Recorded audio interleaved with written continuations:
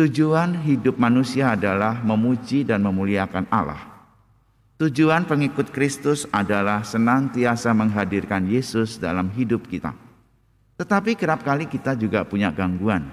Ada saja gangguan itu. Pertanyaannya, apakah kita tetap mau tekun dan setia berfokus pada tujuan yang satu itu? Kalau murid-murid Yesus berfokus dengan mencoba melawan mereka yang menentang, tapi Yesus memilih untuk tetap setia sekalipun dalam penolakan. Kalian tidak tahu apa yang kalian inginkan.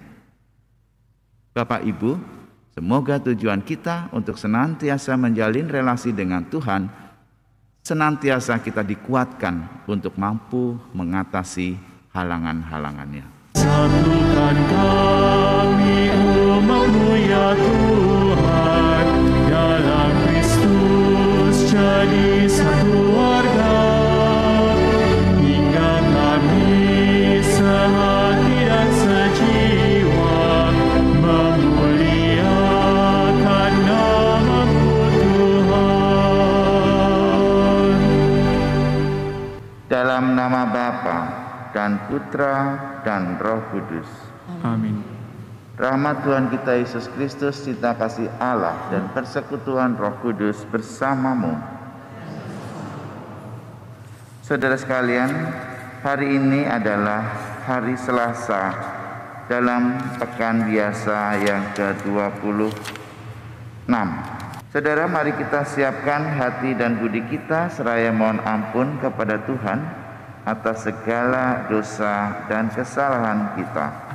Saya mengaku kepada Allah yang Maha Kuasa dan kepada saudara sekalian bahwa saya telah berdosa dari pikiran dan perkataan dan perbuatan dan kelalaian.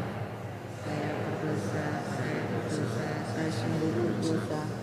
Oleh sebab itu saya mohon pada Santa Terawan Maria, pada para malaikat dan orang kudus, dan kepada saudara sekalian, saya memohon kepada Allah.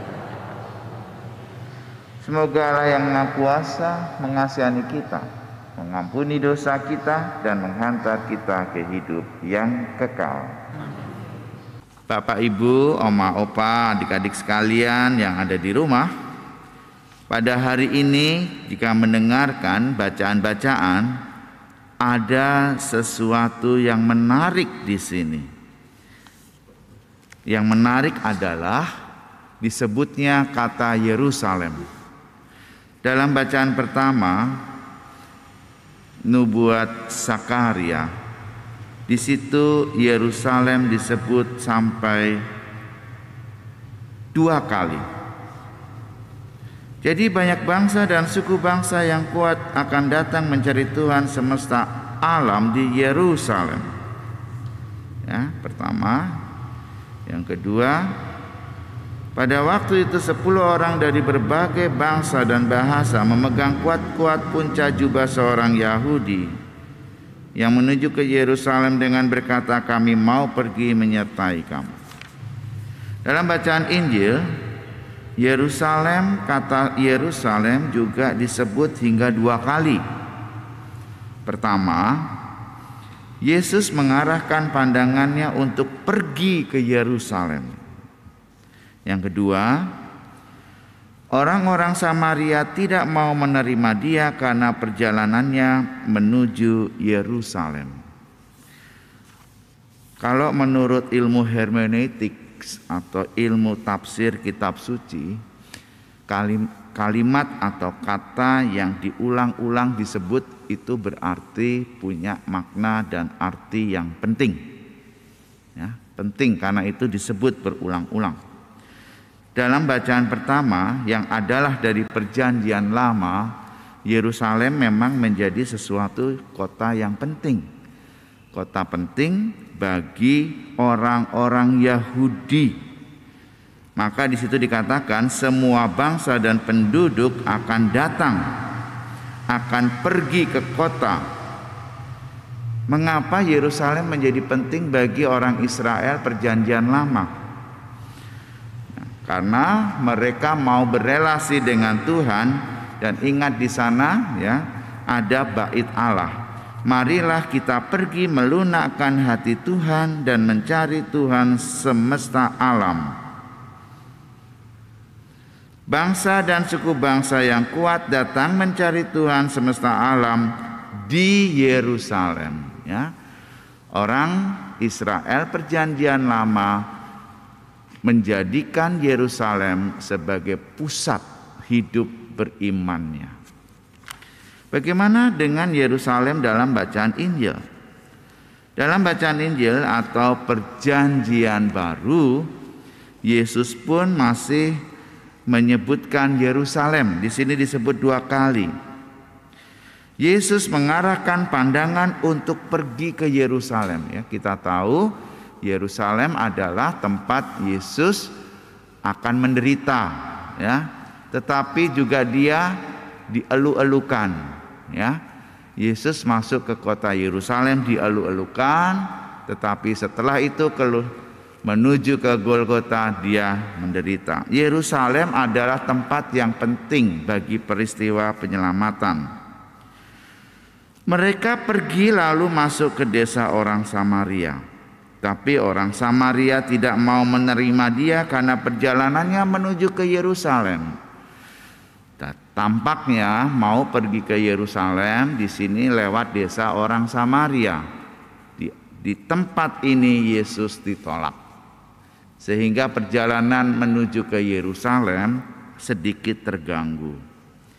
Apa yang terjadi? 2 muridnya Yakobus dan Yohanes berkata, "Tuhan, bolehkah kami menurunkan api dari langit untuk membinasakan mereka?"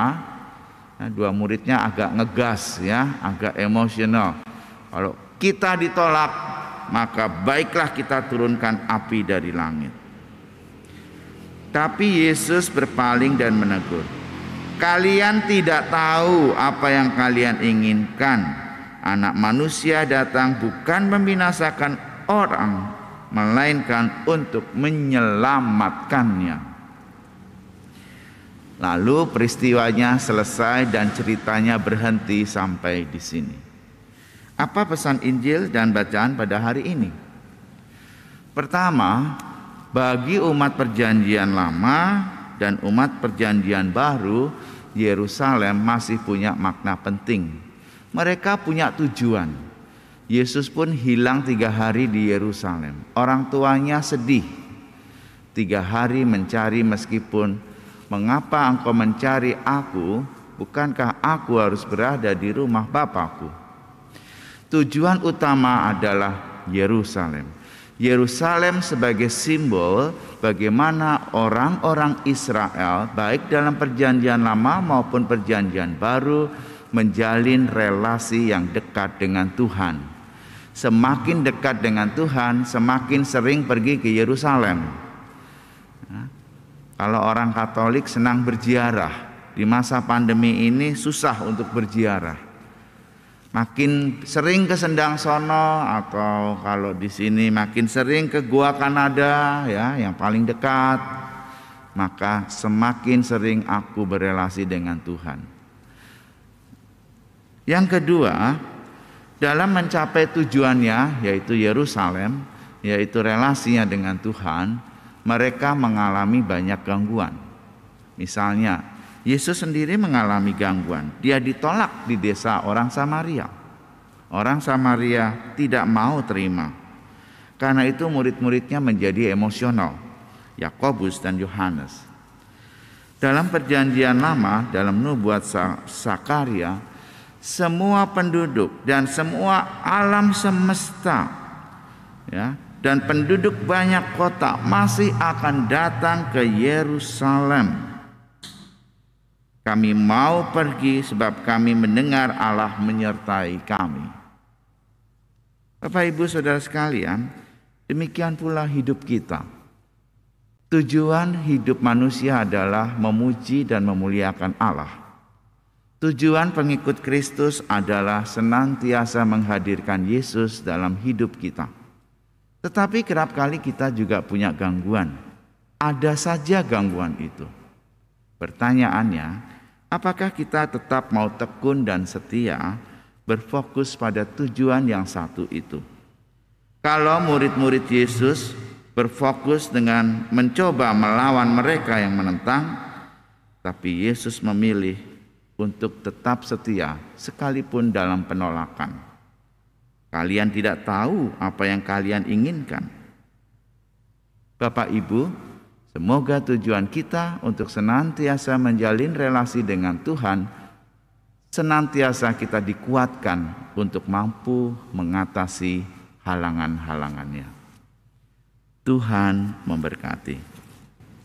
Tuhan bersamamu dan bersamamu. Semoga saudara sekalian, Allah yang senantiasa menyertai, memberkati saudara dalam nama Bapa dan Putra dan Roh Kudus. Amin. Ekaristi sudah selesai, marilah kita pergi, kita diutus. Amin. Syukur pada Allah.